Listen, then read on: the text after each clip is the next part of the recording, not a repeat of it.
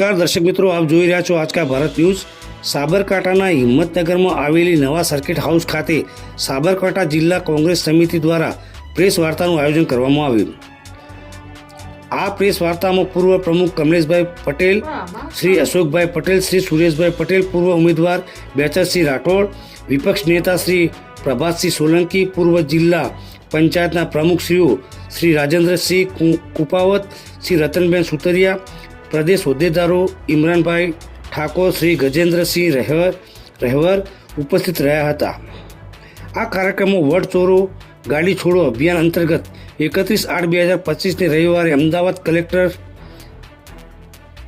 કચેરીએ આગળ યોજનાર જનસભામાં વધુ લોકો જોડાય તેની જાણકારી માટે અને તારીખ 3/9/2025થી 7/9/2025 સુધીમાં તાલુકાના સ્થાનિક પ્રશ્નોનો સહિત વડ ચોરો ગાડી છોડો અભિયાન અંતર્ગત તાલુકાના સંમેલનનો બોલાવવા અને ગુજરાત પ્રદેશ કોંગ્રેસ સમિતિ આયોજિત વિધાનસભા ઘેરાવ કાર્યક્રમ સદભરે માહિતી આપવામાં આવી હતી।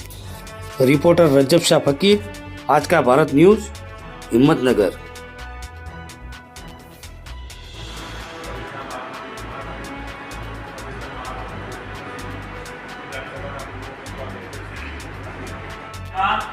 કાળી મજૂરી કરી અને અમને ભણાયા। અભ્યાસ કરતો એવું મનમાં વિચાર આવ્યો તો હું યુનિવર્સિટીમાં કરી શકું।